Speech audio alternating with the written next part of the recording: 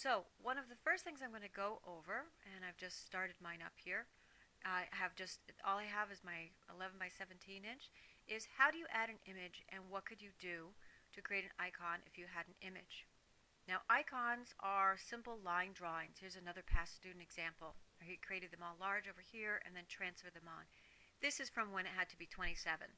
For the 6-week class, it's only 17. So you guys have a little bit easier. But icons are simple line drawings, so we generally stay away from shading and just use flat colors and outlines. So back to mine over here, I'm going to talk first about how to add an image.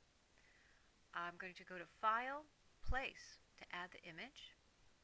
And I'm going to browse, and I have an image called Strawberry, which I misspelled. There it is. And I'll hit Place. So it's kind of here just like following my cursor around. If I click, it brings it in at its original size. And here it is. I'm just going to do that again. If I do File, Place again, find my misspelled strawberry. Where's my strawberry?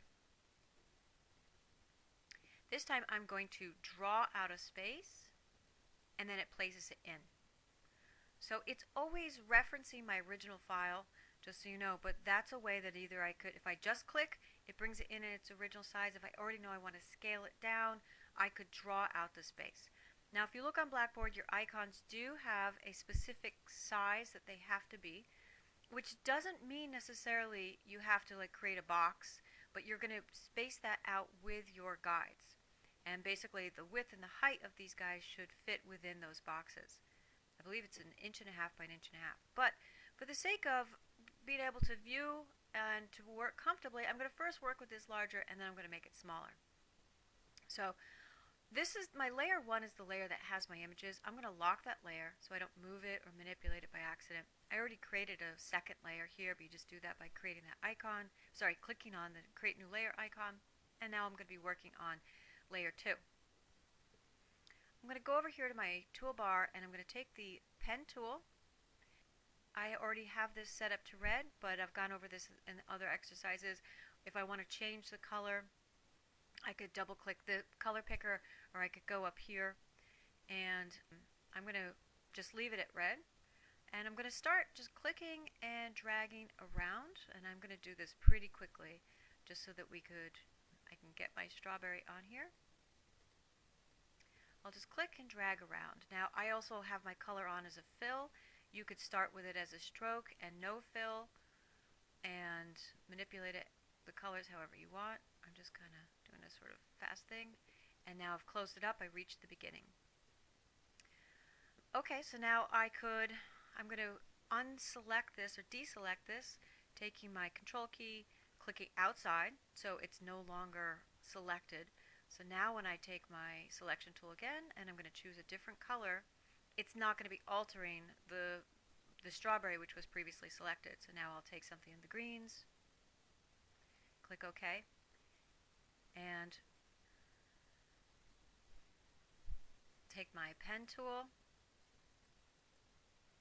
and I'll do the same thing with the stem. I'm just going to trace around, and I don't feel like I have to create an exact reproduction of what is there. That's not the point. I'm just using it as a guide, essentially.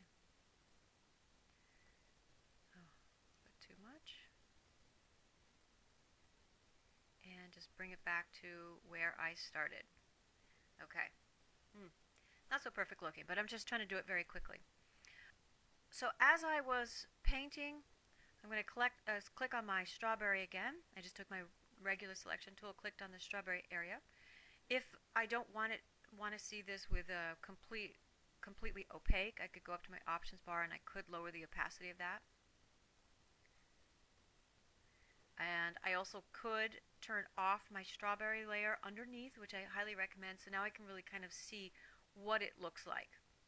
If I also find though that the drawing that I have on layer 2 is preventing me from being able to see, now I want to go and kind of trace the little dots in the strawberry, that would be a really good reason.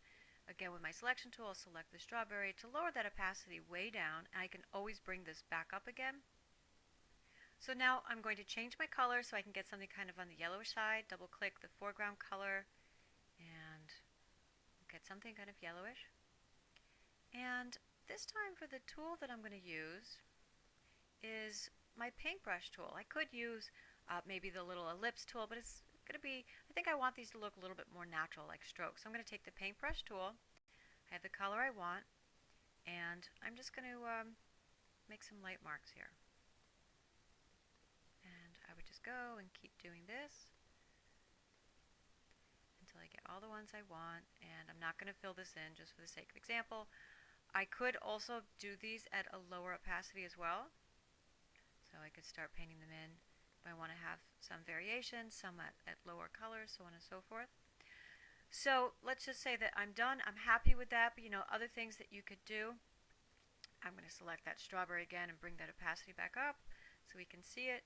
Other things you could do, you could take the pen tools, you could manipulate the points as we did in the type portraits. You could make some of those curves if you want. And I'm going to turn off the strawberry layer so I can see what my icon looks like. And now, to make sure that I've selected everything, because I want to resize it, with my general selection tool, I'm going to make a selection kind of outside. So just make sure everything has been selected, and I'm going to grab one of the corner points and holding the shift key down to lock the proportions.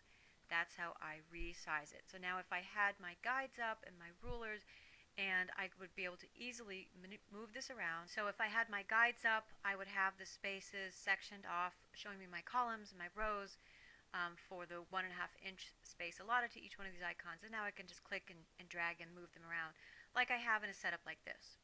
So as you're working, work with the guides up so that you can move things around and see what it would look like.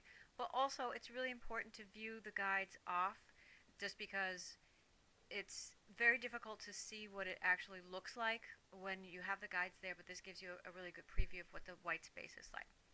That basically covers adding the images and one method that you can use for tracing them, and then we'll continue on in the next video.